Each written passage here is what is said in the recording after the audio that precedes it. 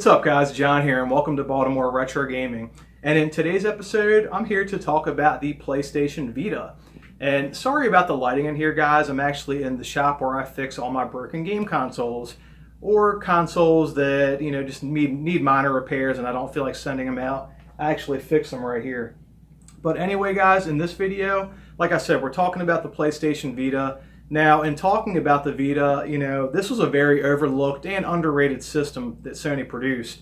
And I do believe if they put a lot more power, marketing, and a little bit of money behind this thing, this would be in the hands of a lot more people that would love it, appreciate it, and use it the way it was supposed to be used. So guys, we're going to talk about 5 reasons, or pretty much 5 awesome things that the PlayStation Vita can do. Some of these things you might know about, some of these things you might not. So sit back, relax, and let's talk about 5 awesome facts about the PlayStation Vita. Okay guys, so this is actually my PlayStation Vita 1000. I do have a 2000, but I kind of like the 1000 better because it's thicker, it's got more of a fatter profile, and honestly, it just feels better in the hand. So the first thing I'm going to show you is remote play. And I'm sure a lot of you guys are aware of this, especially if you're, a big PlayStation enthusiast, or you like the Vita, or you like playing your Vita on the go. So the first thing I'm going to show you is PS4 link. And I might not get it on the first try. Sometimes it says your internet connection is not stable, but you just have to try it a couple of times and eventually it will log on. And even though it says that the internet connection is unstable or not strong enough or whatever it says, still the lag on this thing is pretty minimal. So, all right, it says it's turning on the PS4 now. And if you guys have password protection on your PS4, you would apply that same password to the Vita to log into your PlayStation 4. So it usually just takes a minute. Okay, all right, so you got to put your password in. You guys probably just saw my password, but it's cool because you're not here at my house with my PS4. And I don't have anything to hide. But yeah, see? I had no issues. I logged right on.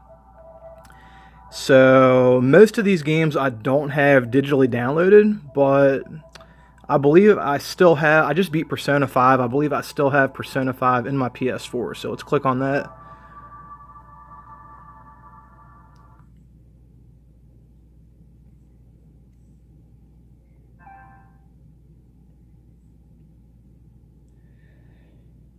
And it just takes a minute.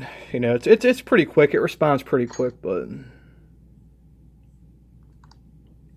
And I can't show you guys too much gameplay footage of Persona 5 because I don't want any kind of like copyright strikes or anything like that. But I just want to show you guys the speed of this and, the fact that it doesn't lag. And you have a touchpad back here, which we'll get into in a little bit in the video, but you can actually disable that, and if you do that, it's not going to show you this touchpad symbol on the back. It's actually showing you where your fingers are sitting, if you want to kind of emulate, L2, R2, stuff like that.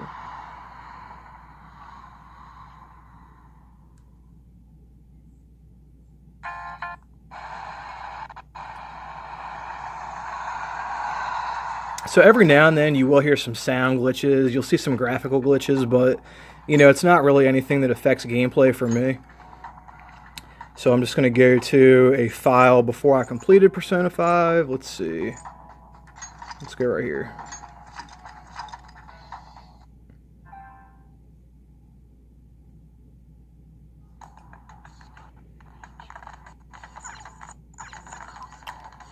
So you saw a little bit of glitching. Usually it's not really that prevalent, so...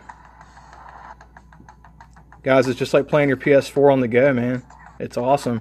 You can actually open up your phone's mobile hotspot if you have that option on your cell phone, and you can log into your PS4 that way. So let's say you guys go camping or something, you can actually play your PS4 in the middle of the woods. So anyway, guys, when you want to shut it down, just go to Leave Live Screen. Actually, no, before you do that, you want to hit the home button. You want to go up. Always put your PS4 into rest mode. If not, turn it off. I always just put mine into rest mode. So we're going to enter rest mode. And then it's going to kick me back over to the Vita screen. We hit OK. And there we go. Back home for the Vita. Power off. So again, you guys probably already know how to do this, especially if you're big PlayStation or Vita enthusiasts. But that's just a quick explanation and tutorial of how to log your Vita into your PS4 for the remote play. Okay guys, so along with the remote play, there are a few other kind of nifty things you can actually do with your Vita. So if you log back into remote play, obviously you can use your Vita, as a portable PS4. You can remote in for the most part. But what some people don't know is the PS4 will kick out that video signal to your TV just like you were playing with a normal controller. So let's just say you get in a pinch and your PlayStation controllers are dead and you have no way to play your PS4, but your PlayStation Vita is actually all charged up. If you log into remote play just like you normally would, basically what you can do is you can use this as a second controller for your PS4. And, I know that using the Vita as a controller would definitely be a second option, especially compared to a DualShock 4. But it works pretty well as a controller, to be honest with you. The analog sticks work great on the Vita. And the only thing you have to do is you have to configure, the L2 and R2 buttons on your Vita. And what you do is, you pretty much just touch your fingers on the touchpad back here, and they pretty much act as triggers. It's really not that complicated because when you touch the back of the Vita, if you're actually logged into your PS4, you're going to see an icon. And that icon is going to let you know the positioning of the L2 and R2 and where to rest your fingers when you want to use the PlayStation Vita as a second controller. And so the last thing, just in dealing with the PS4 menu, so let's log back out. Okay, so when dealing where it says PS4 link, obviously we just talked about a couple of options and a couple of cool features you can actually use with your Vita to play with your PS4.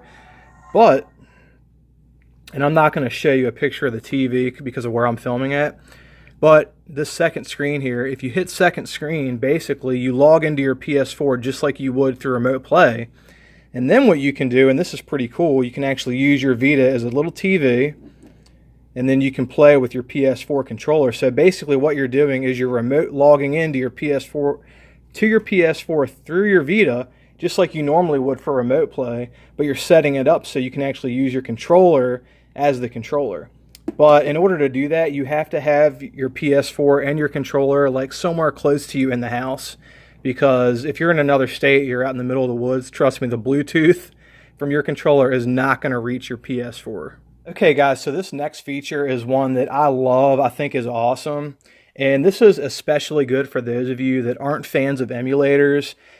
You might despise emulators, you might think, oh, you're stealing from the developers, which is totally not true. But anyway, that's neither here nor there. So a good option for people that want to play their physical games, or for whatever reason you have something against emulators, although I don't know why you would, you can do something similar to remote play with the PS3 now. You cannot do this with the PlayStation TV, unfortunately. I've tried to hack this, to be able to do it, but you get the PS4 link. So another thing that you have is PS3 remote play. And I actually don't have my PS3 hooked up right now, but I will just kind of give you a quick tutorial. Okay, you just hit next, and then you have to all right, so the process of logging your Vita into your PS3 is a little bit different. You're going to have to log in through a password. The setup procedure is a little bit different than logging into your PS4.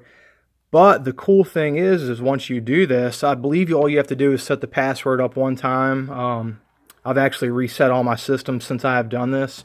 But anyway, regardless, the point I'm trying to make is you can log into your PS3 and remote play PS1 games, which is awesome. Now, unfortunately, for a lot of people, they might be upset by this because I think other than like one or two games, and I forget what games those are, I think they might be like a Call of Duty game or something along those lines, but you can't remote play PS3 games on your Vita using a remote play. I know that doesn't make a lot of sense, but it is still an awesome feature. Just hear me out. So although you can't play PS3 games using remote play from your Vita, what you can remote play is PS1 games on your PS3 using your Vita. And I think that is an awesome feature because let's use a game like Xenogears, for example. Xenogears is a very long game, compared to other PS1 games. And, for somebody like me, if it's going really slow at work, I'm going to want to use my Vita to play my PS1 so I can get through some of those parts of those games while I'm at work or wherever I am if I'm not at home. And that really helps me out when I'm trying to get through a lot of those lengthy RPGs or games that are just, long as hell. Okay, so another really cool feature of the PS Vita, and it goes along the lines of the same thing that the PSP can do, is that the PS Vita can play PS1 games natively just like the PSP. So for example, here's Grandia. And I have downloaded these through the PS Store, like legitly, but I do believe there's a way to hack your Vita into loading ROMs on your PS Vita so you can play them natively just like you could a digital download through the PS Store. And these games take up a little bit of space on your Vita memory card, and that does kind of suck for some people because if you don't have a 64 gig card, I think that's the biggest one I have. I think it's a 64. I got a 16, an 8, and a 64. If you guys have a Vita, you guys know how expensive those memory cards are, and that's the biggest downfall and the biggest hang up that I have on the Vita. But I mean, look at the way it displays these PS1 games. I mean, it's great. I mean, actually, I prefer to play them this way because if I use a PS3 or a PS2 or a PS1, to kick out the video signal onto the new HD TV, it just doesn't look as good. But it looks great on the PSP. It looks great on the PS Vita. It looks really good on the PSP Go of all things. If you guys don't know about the PSP Go, you're going to need to check that out. I'm probably going to do a video on that soon. But I mean, just look at this. I mean, it does not look this good on the TV. When you blow up the image on a lot of these older retro games, games that I grew up with, they just don't look as good on modern TVs. These things were made for CRTs, but I mean, on the Vita, this thing looks amazing.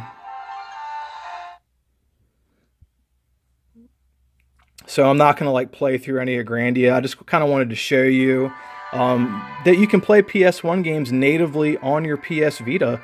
And this is actually the way the games look when you log into your PS3 from your PS Vita. They look just like this. So that's another, good feature about why you should log into your PS3 through your PS Vita. But, I would actually prefer the digital download. That way I don't have to even deal with my PS3. I can just take my games with me, pretty much wherever I go. Okay, guys, and the last thing I want to talk about, and, this is a pretty cool feature for people that will play their portable gaming console to the point where the battery dies and you get into a predicament where you're about to corrupt a save file. Or I shouldn't say corrupt. You're about to lose all your save data that you haven't saved yet. So, Sony really knocked it out of the park when they actually added this feature in, and that is this low battery hibernation mode that the Vita has. And I wish I could show you exactly what I'm talking about. Although my battery is very low, I purposely didn't charge my battery for the purpose of this video. But what happens is when your battery gets too low, let's just say, and this doesn't really matter for remote play because you're still going to be running everything off of your PS3 or your PS4.